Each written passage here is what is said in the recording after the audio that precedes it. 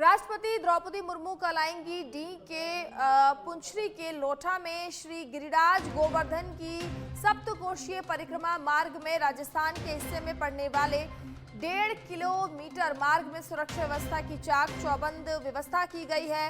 राष्ट्रपति golf car से परिक्रमा देंगी। श्रीनाथ जी मंदिर में दर्शन का भी कार्यक्रम प्रस्तावित है। राष्ट्रपति के दौरे की तैयारियों का जायजा लेने पुंछरी पहुंचे गृह राज्य मंत्री जवाहर सिंह बेडम। राजस्थान सरकार की तरफ से महामहिम राष्ट्रपति का स्वागत करेंगे बेडम। हालांकि मुख्यमंत्री भजनलाल शर्मा का भी बन सकता है कल का कार्यक्रम। मुख्यमंत्री भजनलाल शर्मा भी खुद कर सकते हैं महामहिम की अगवानी। डीग जिला कलेक्टर उत्सव कौशल जुटे हुए हैं तैयारियों में। आपको बता दें कि सुबह 9:30 बजे दान घाटी गोवर्धन से चलकर 10 बजे पुंछरी के लोठा पहुंचेंगी महामहिम मुर्मू। डीग जिला कलेक्टर उत्सव कौशल जुटे हुए हैं राष्ट्रपति के दौरे को लेकर तैयारियों में। इस दौरान तमाम सुरक्षा व्यवस्थाओं का ध्यान दिया जा रहा है। लगभग 9:30 बजे दान घाटी गोवर्धन से चलकर 10 बजे पुंछरी के लोठा से पहुंचेंगी राष्ट्रपति द्रौपदी मुर्मू।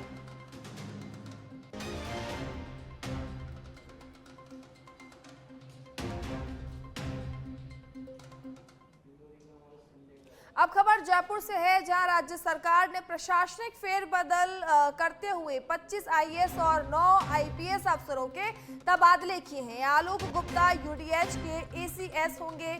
आलोक गुप्ता को प्रदूषण नियंत्रण बोर्ड अध्यक्ष से यूडीएच प्रमुख सचिव और हाउसिंग बोर्ड अध्यक्ष का जिम्मा दिया गया है। ऊर्जा विभाग के प्रमुख सचिव अजिताभ शर्मा का तबादला रेवेन्यू बोर्ड अध्यक्ष अजमेर के पद पर किया गया है, जबकि सीएम के एसीएस अखिल अरोड़ा से जलदाय विभाग का चार्ज अब ले लिया गया है।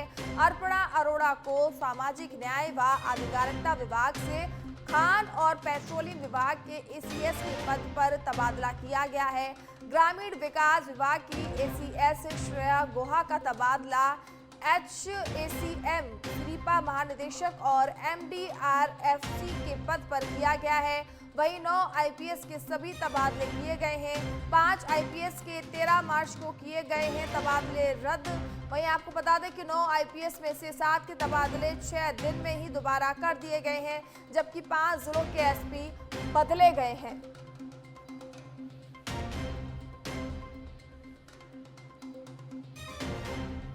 तो बड़ा फेरबदल देखने को मिला है। 9 आईपीएस के भी तबादले इसमें किए गए हैं। 5 आईपीएस के 13 मार्च को किए गए तबादले अब रद्द कर दिए गए हैं। 9 आईपीएस में से 7 के तबादले 6 दिन में दोबारा कर दिए गए हैं। तो जयपुर से आपको खबर बता रहे हैं।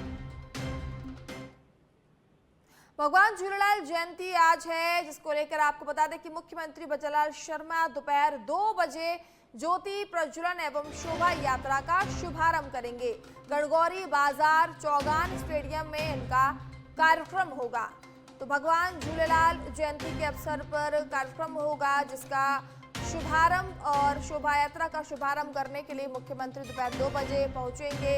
जयपुर से आपको खबर बता रहे हैं। भगवान झूलेलाल की जयंती है आज, और इस जयंती को लेकर मुख्यमंत्री भजनलाल शर्मा दोपहर 2 बजे ज्योति प्रज्वलन एवं शोभा यात्रा का शुभारंभ करेंगे।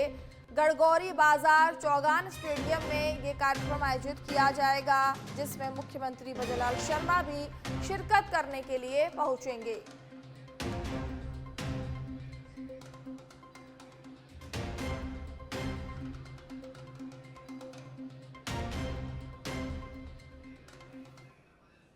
जयपुर से खबर है, जहां पीटीआई भर्ती 2022 को लेकर कल आयोजित हुई मीटिंग और जयपुर संभाग स्तर की मीटिंग का किया गया आयोजन। करीब जयपुर संभाग में 600 के करीब चयनित पीटीआई सबसे पहले सरकारी विश्वविद्यालय की डिग्रियों को लेकर होगा मिलान।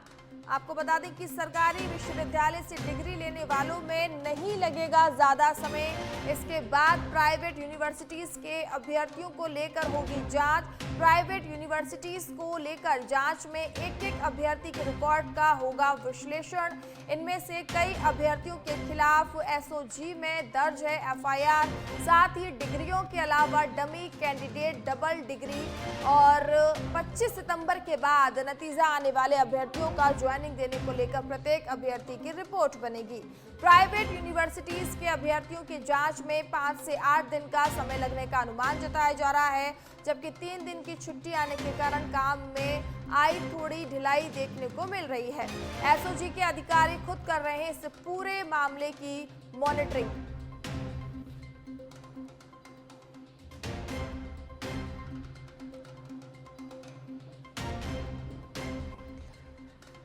तो 25 सितंबर के बाद नतीजा आने वाले अभ्यर्थियों की ज्वाइनिंग देने को लेकर प्रत्येक अभ्यर्थी की अब रिपोर्ट बनेगी। प्राइवेट यूनिवर्सिटी के अभ्यर्थियों के जांच में 5 से 8 दिन का समय लगने का अनुमान जताया जा रहा है। 3 दिन की छुट्टी आने के कारण काम में थोड़ी सी ढिलाई देखने को मिल रही है। हालांकि काम लगातार जारी है। एसओजी के अधिकारी खुद कर रहे हैं इस पूरे मामले में मॉनिटरिंग। तो जयपुर से आपको खबर हम बता रहे हैं।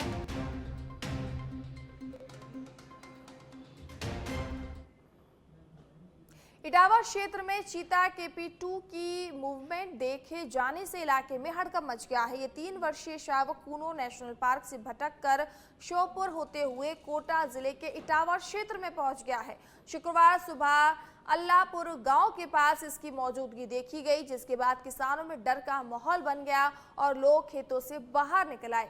वन विभाग के अनुसार चीता आशा का शावक है और पिछले 3-4 दिनों से इसका मूवमेंट लगातार बना हुआ है। ये पार्वती नदी पार कर राजस्थान की सीमा में प्रवेश कर गया। चीते की निगरानी के लिए कूनो की टीमों के साथ राजस्थान वन विभाग की इटावा, खातौली और सुल्तानपुर क्षेत्र की टीमें लगातार सक्रिय हैं और आसपास के इलाकों में नजर बनाए हुए हैं। तो टीम लगातार निगरानी कर रही है। 3 वर्षीय शावक कूनो नेशनल पार्क से भटक गया है, जो भटक कर कोटा जिले के इटावा क्षेत्र में पहुंच गया है, जिसके बाद जब ग्रामीणों ने देखा तो उनके अंदर डर बैठ गया और आनन फानन में उन्होंने वन विभाग को उसकी जानकारी दी है। अगली खबर नौखा से है, जहां नौखा शहर के संतोषी चौक में गुरुवार रात बाइक सवार बदमाशों ने दुस्साहस दिखाते हुए एक व्यापारी से नकदी भरा बैग छीन लिया। वारदात के बाद इलाके में सनसनी फैल गई। पुलिस ने मामले की जांच शुरू कर दी है और सीसीटीवी फुटेज के आधार पर बदमाशों की तलाश की जा रही है। जानकारी के अनुसार पीड़ित व्यापारी ओम प्रकाश गोलछा अपनी दुकान मंगल कर घर की ओर जा रहे थे। जब वे संतोषी चौक से गुजर रहे थे तभी पीछे से एक मोटरसाइकिल पर सवार होकर आए 2 युवकों ने उन्हें निशाना बना लिया। बदमाशों ने तेजी से झपट्टा मारकर गोलछा के हाथ से बैग छीना और पलक झपकते ही गलियों में गायब हो गए। पीड़ित व्यापारी ने पुलिस को बताया कि छीने गए बैग में 1,58,910 रुपए की नकदी थी। इसके अलावा बैग में दुकान के महत्वपूर्ण कागजात और अन्य जरूरी दस्तावेज भी शामिल थे। लूट की इस बड़ी राशि के चलते व्यापारी वर्ग में काफी आक्रोश देखा जा रहा है। घटना की सूचना मिलते ही नौखा थाना पुलिस तुरंत मौके पर पहुंची और मौका मुआयना किया है। पुलिस ने जब आसपास के सीसीटीवी कैमरों की फुटेज खंगालना शुरू कर दिया तो उसके बाद उन्हें नजर आया कि किस तरीके से आरोपी जो है गलियों के अंदर भागता नजर आ रहा है। तो संतोषी चौक पर व्यापारी से सरेराह लूट की वारदात का मामला सामने आया है। आपको बता दें कि बदमाश बैग लेकर फरार हो गए हैं, जिसकी जो सीसीटीवी फुटेज भी सामने आई है और तस्वीरों में साफ देखा जा सकता है कि किस तरीके से आरोपी जो है बैग लेकर भागते हुए नजर आ रहे हैं। मंडावा में एक जनपद के एक उत्पाद योजना के अंतर्गत 2 दिवसीय निशुल्क कौशल विकास प्रशिक्षण शिविर का सफल आयोजन किया गया, जो महाजन पंचायत नगरपालिका चौक पर संपन्न हुआ। इस शिविर में ICS विभाग के रिपुदमन स्वामी ने प्रतिभागियों को प्रशिक्षण प्रदान करते हुए योजना की कार्य प्रणाली, उद्देश्यों और लाभों की विस्तृत जानकारी दी। शिविर में स्थानीय उद्यमियों, व्यापारियों, विश्वकर्मा योजना के लाभार्थियों और नए व्यवसाय शुरू करने के इच्छुक युवाओं ने भाग लिया और विभिन्न सरकारी योजनाओं के बारे में जानकारी प्राप्त की। प्रशिक्षण के दौरान प्रतिभागियों को डिजिटल माध्यमों से अपने उत्पादों को ऑनलाइन प्लेटफॉर्म और सोशल मीडिया के जरिए देश विदेश तक पहुंचाने के तरीके भी बताए गए, जिससे वे अपने व्यवसाय का विस्तार कर सकें। तो रिपुदमन स्वामी ने कौशल विकास का प्रशिक्षण दिया। नगरपालिका चौक मंडावा में इसका आयोजन किया गया, जहां पर सभी को जो है प्रशिक्षण दिया गया कि किस तरीके से वे अपने व्यवसाय को देश से लेकर विदेश तक जो है पहुंचा सकते हैं। और आपको बता दें कि ये निःशुल्क आयोजन किया गया है, जिसमें लोगों को जो है प्रशिक्षण दिया जा रहा है।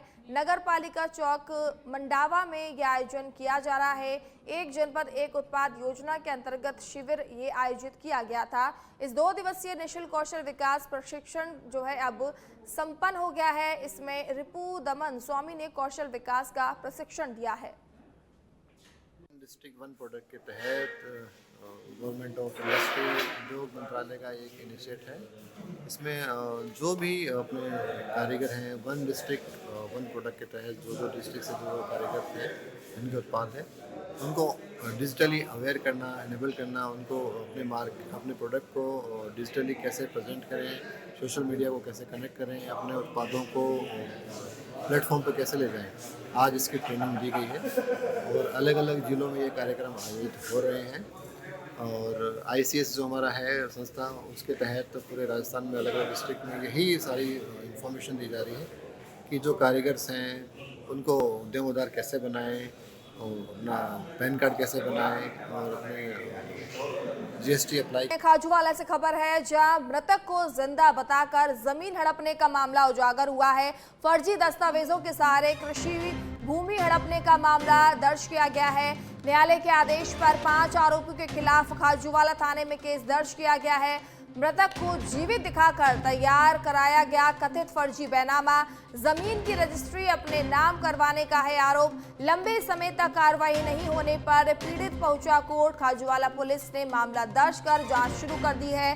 खाजूवाला में जाली दस्तावेजों के जरिए जमीन हड़पने के गंभीर आरोप हैं। आपको बता दें कि कोर्ट के निर्देश पर पुलिस ने 5 नामजद आरोपियों के खिलाफ मुकदमा दर्ज कर फिलहाल जांच शुरू कर दी है। तो जमीन की रजिस्ट्री अपने नाम करवाने का आरोप है, मृतक को जीवित दिखाकर जमीन हड़पने का आरोप है। फिलहाल इस मामले में कार्रवाई की जा रही है। लंबे समय तक कार्रवाई नहीं होने का भी मामला सामने आया है। खाजूवाली पुलिस ने मामला दर्ज कर जांच शुरू कर दी है।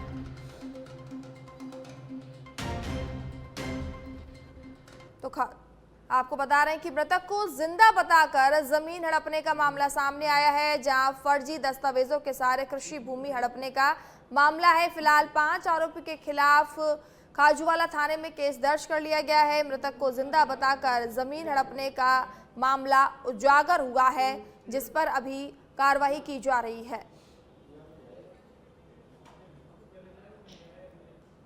रामदेवरा में चैत्र माह के शुक्ल पक्ष की दूज के पावन अवसर पर बाबा रामदेव की समाधि के दर्शन के लिए आस्था का विशाल सैलाब उमड़ पड़ा है। बुधवार रात करीब 9 बजे से ही श्रद्धालुओं की लंबी कतारें लगनी शुरू हो गई हैं, जो देर रात और गुरुवार तक लगातार जारी रही। इस दौरान अहमदाबाद, सूरत, मेहसाणा, वडोदरा, राजकोट, गांधीनगर सहित दिल्ली, मुंबई और कोलकाता जैसे शहरों से बड़ी संख्या में श्रद्धालु पहुंचे हैं, जिससे दर्शन के लिए करीब 1 से 2 किलोमीटर लंबी कतारें लग गई हैं। भीड़ को नियंत्रित करने के लिए पुलिस प्रशासन ने सख्त और माकूल इंतजाम किए हैं, जबकि ग्राम पंचायत द्वारा भी मेले के द्वारा साफ सफाई और अन्य सुविधाओं को दुरुस्त किया गया है। दूज के अवसर पर बाबा की समाधि पर स्वर्ण मुकुट स्थापित किया गया है, जो श्रद्धालुओं के लिए आकर्षण का केंद्र बन रहा है। राम सापीर की जय के जयकारों से पूरा क्षेत्र भक्तिमय हो उठा है। टोडाभीम क्षेत्र में शुक्रवार सुबह करीब 5 बजे लगातार हो रही बारिश ने जनजीवन को प्रभावित कर दिया है। अचानक हुई इस बेमौसम बरसात से मौसम खुशनुमा तो हुआ है, वहीं किसानों की चिंता बढ़ गई है। आसपास के ग्रामीण इलाकों में हुई जोरदार बारिश के कारण खेतों में खड़ी और पककर तैयार गेहूं की फसल पर असर पड़ने की आशंका है। खेतों में पानी भरने और मौसम के बिगड़ते मिजाज ने किसानों के माथे पर चिंता की लकीरें खींच दी हैं। किसान अपनी मेहनत से तैयार फसल को लेकर चिंतित है और नुकसान की आशंका जता रहे हैं।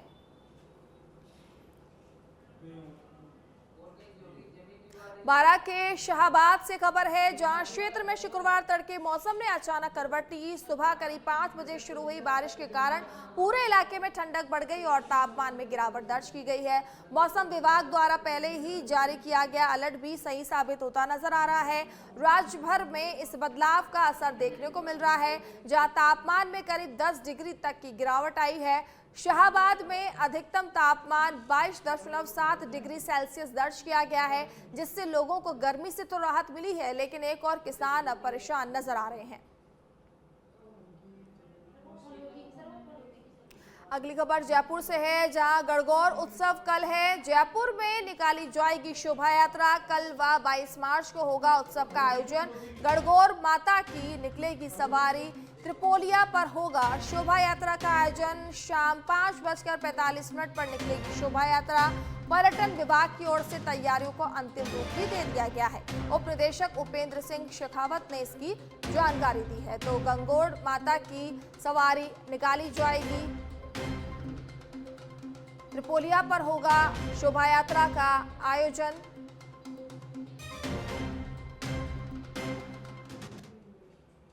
अब खबर राजस्थान मौसम अपडेट को लेकर है। कई जिलों में बारिश से मौसम सुहावना हो गया है। वहीं पिछले 24 घंटों में मेघ गर्जन के साथ हल्की सी मध्यम बारिश दर्ज की गई है। बीकानेर के नोखा में सबसे ज्यादा 25 मिमी बारिश रिकॉर्ड की गई है।